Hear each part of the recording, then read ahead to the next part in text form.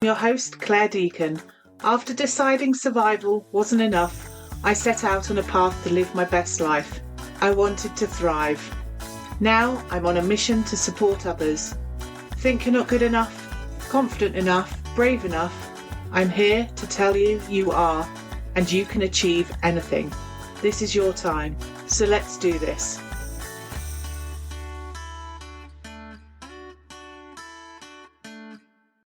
Hello and welcome to the Happier Life podcast. I don't know what it's like where you are listening from, but here it's a really wet day. You might even be able to pick up on the sound of the rain as it hits the roof of the broom cupboard I'm currently talking to you from.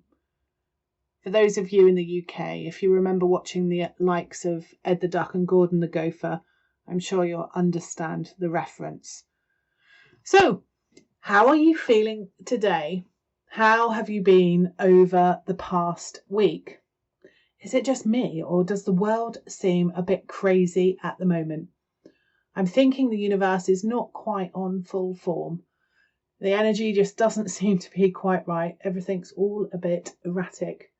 Kind of like Mary Poppins when the winds are changing. You know, something is about to happen, but not quite sure what it is. Or perhaps it's just me and I need to get out more. Anyway, some exciting things have been happening in the world of Happier. I will be opening up some spaces on my Reconnect programme next week. So anyone who is interested, please do get in touch. I will also be launching something new to support those of you who are not quite ready for the one-to-one experience and would like something to work on your own. So if you want to ensure you don't miss out on any of those things that are happening, if you head on over to my website and sign up for the Happier Life newsletter, alternatively, you can DM me and I can send you more details. I also want to touch on the fact I'm aware that many of you have been experiencing adversity. The economic uncertainty is causing an impact on people's lives and their psychological well-being. And this has put some strain on relationships. I also know many of you who've been contacting me are struggling, and it's a really worrying time for many, so sending much love to you guys. I've also had the privilege this week of listening to a number of people sharing their stories of adversity that they've overcome. And some of you may have seen this week's or in the UK a part of my own story being shared in Woman's Own. Those of you who have been prepared and able to share your vulnerability, I'd like to thank you and congratulate you for the progress that you have made. It is an incredibly humbling thing to hear your stories, to see how you are still showing up and holding on to the belief that tomorrow will be a better day. So congratulations and good luck to you in your journeys. I'd also just like to say a massive shout out to all of you who took the moment out of your day to check in with me on the day the magazine was published. I had several messages and calls from people and even had a couple pop over for coffee just to make sure I was okay. And that was really heartwarming. So thank you. So on that basis of everything that I've just said, I'd like to put out a bit of a challenge to you all. And again, I'm going to put this out on my socials. So head there to let me know you've done it. And I want you to do 3 things today. So the first one, give yourself a big hug for all that you have endured. Then secondly, I want you to high five yourself and celebrate yourself for being the fabulous person you are. And then thirdly, I want you to reach out to someone and ask how they are doing today.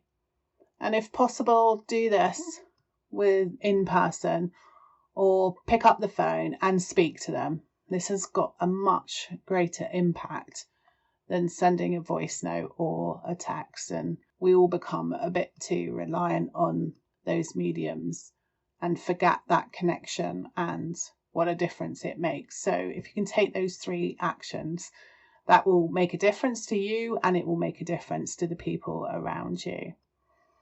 Anyway, on to today's podcast. I should myself. In case you didn't hear that quite right, I said should, nothing else. In today's episode, I really want to explore something that I so often hear. It seems commonplace to get to a point in one's life where we become a little bit lost, disconnected from who we are. I often ask clients, whatever reason that has brought them to come and see me, I ask them what they want. And for some, this can be a huge initial barrier, one which we are not necessarily aware of. And it can feel quite uncomfortable to realise that. For some, it will ignite a defence mechanism that we've engineered, and we may feel a little bit stuck. And we have to do quite a bit of work to uncover what it is for them. Obviously, there are also those that come to me for coaching and are looking for accountability towards achieving their goals.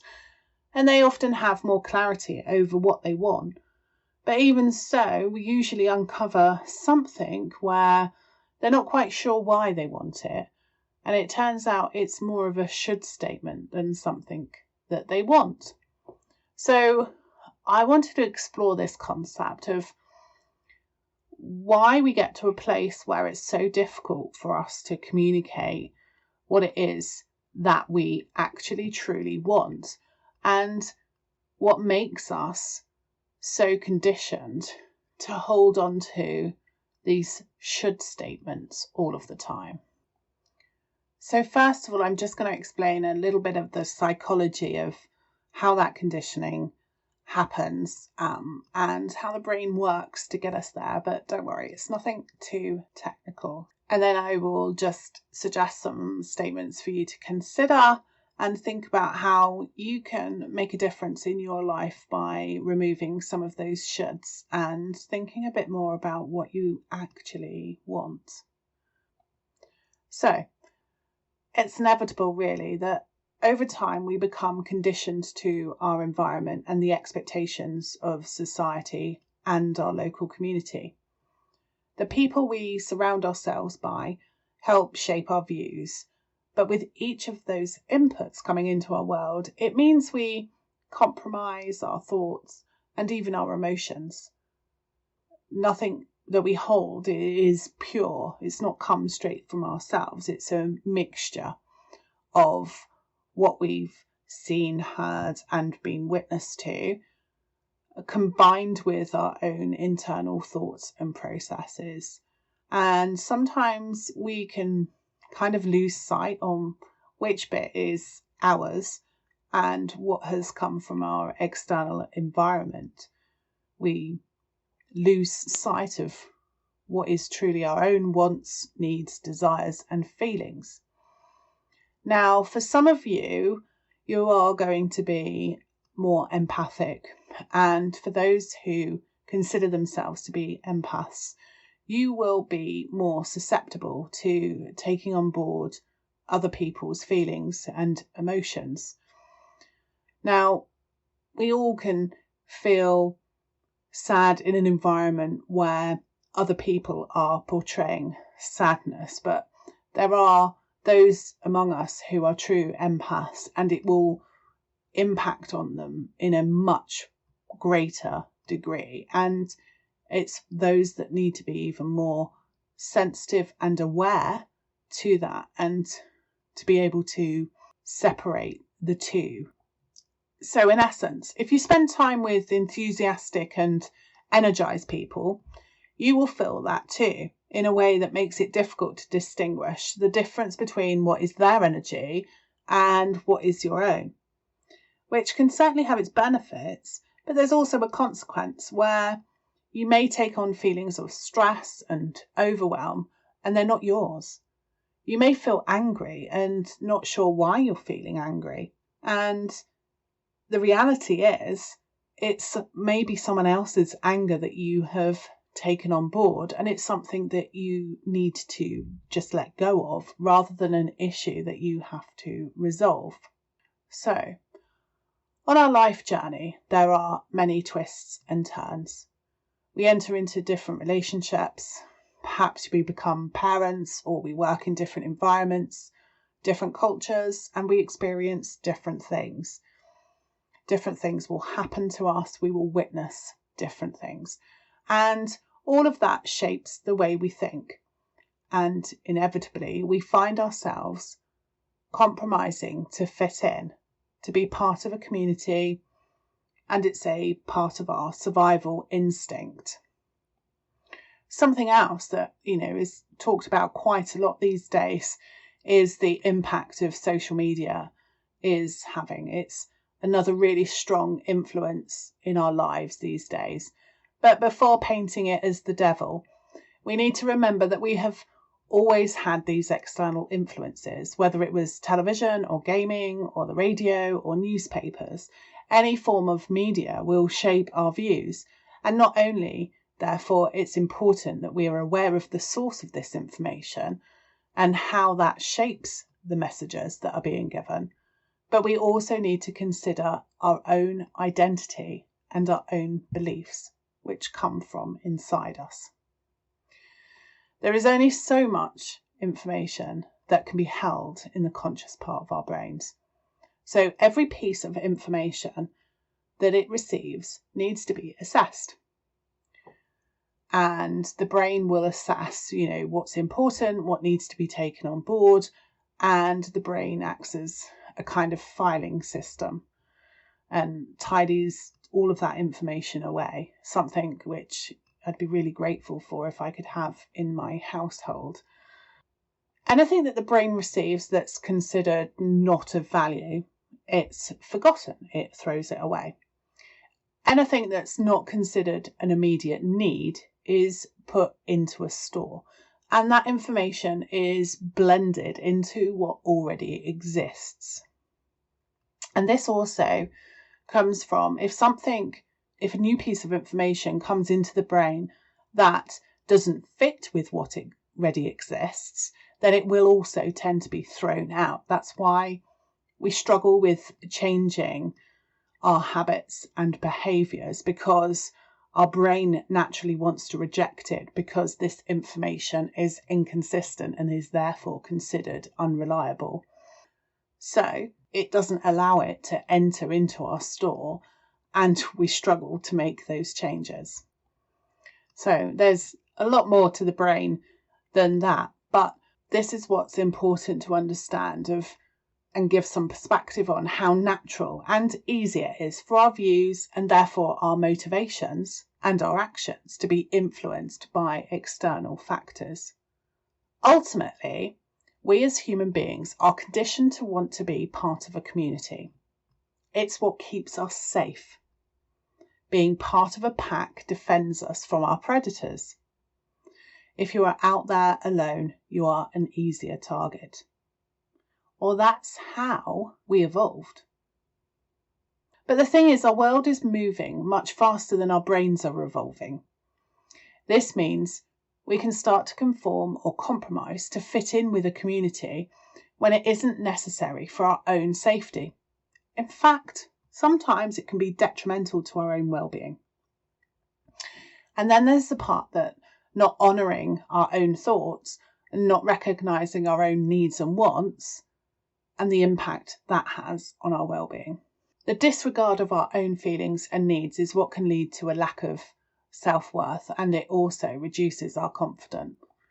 The difficulty is that this has kind of a snowball effect. So when we have low self-worth, we further ignore our own needs and our emotions as we begin to believe that they're not as important as others. We devalue ourselves. We prioritise others' needs and wants over our own. We quash our emotions down and we get on with it. After a while, we're not even aware that we're doing it. And sometimes this can lead to us getting into difficulties where we haven't allowed ourselves to process our emotions. Our needs and wants are so undervalued that our self-worth is so low. And then they're not being recognised. So our internal system thinks it needs to shout louder. It needs to raise its priority. So it starts screaming out in different ways. And we can see that in unhealthy psychological responses and even physical responses as well, coming out in our bodies. So if I asked you now to tell me what you want in life, what makes you happy, what your true passions are, what would you come back with? How many would say, I don't know, or perhaps base it on someone else's needs and wants, such as, I want my kids to be happy?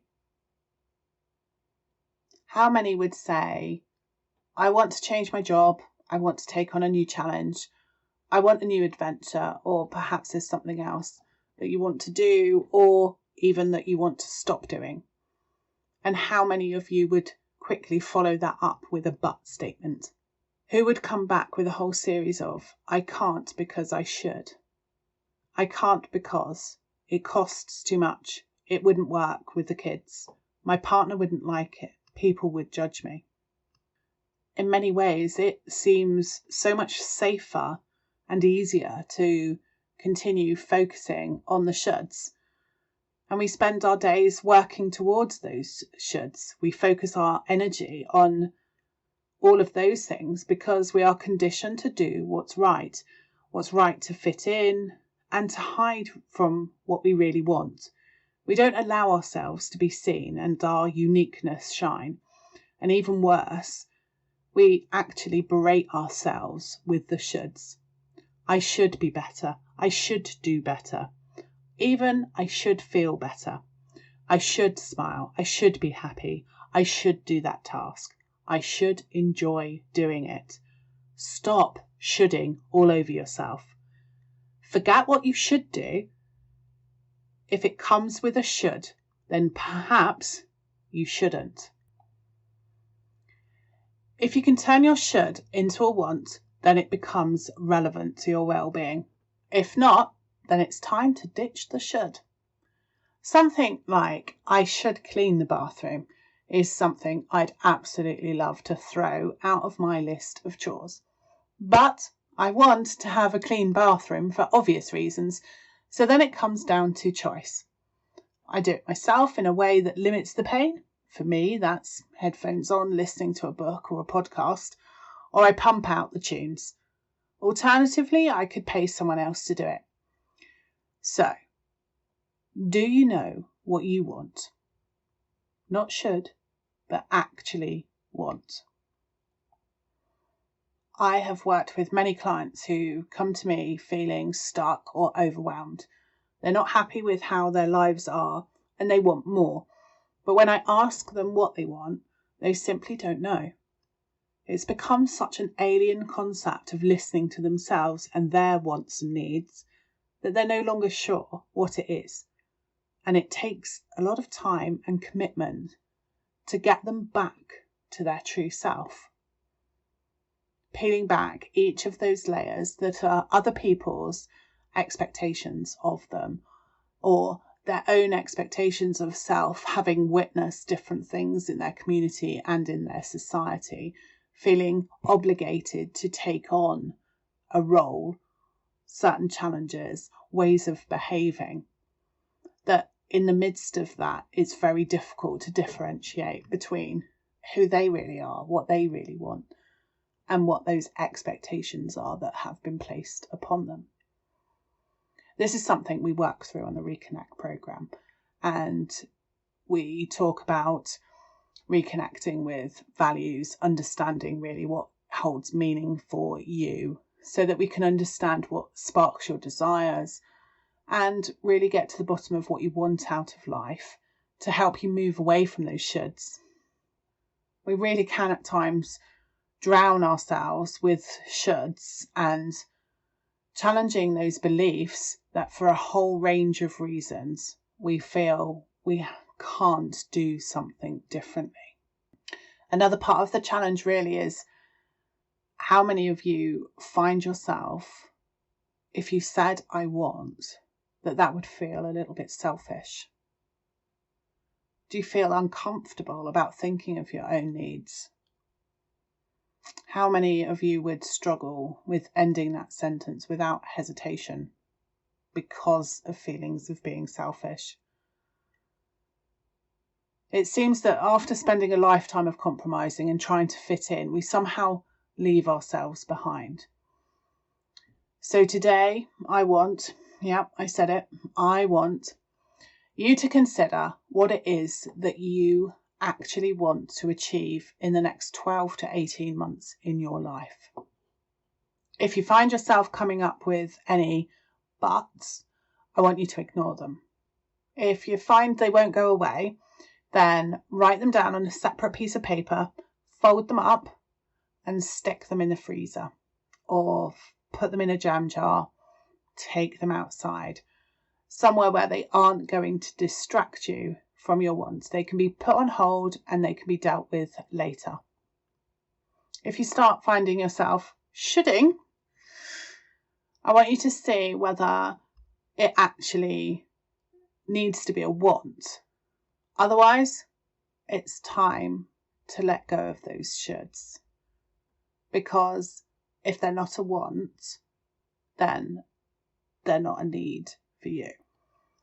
Perhaps you'll come up against some limiting beliefs you have about yourself, and you might want to journal on those and explore them a bit further. So anything that comes up around not being good enough to have something different, it's something that you can explore of where that messaging has come from, where it's originated from, and challenge what's being said there. Once you have your list, I want you, there it is again, to think about what you need to get these things moving. How can you make them happen for you? What do you need? You might also want to contemplate what obstacles you may face. And by contemplating those obstacles, you can prepare yourself now for how you will overcome them at that time, which means you won't become so overwhelmed with them.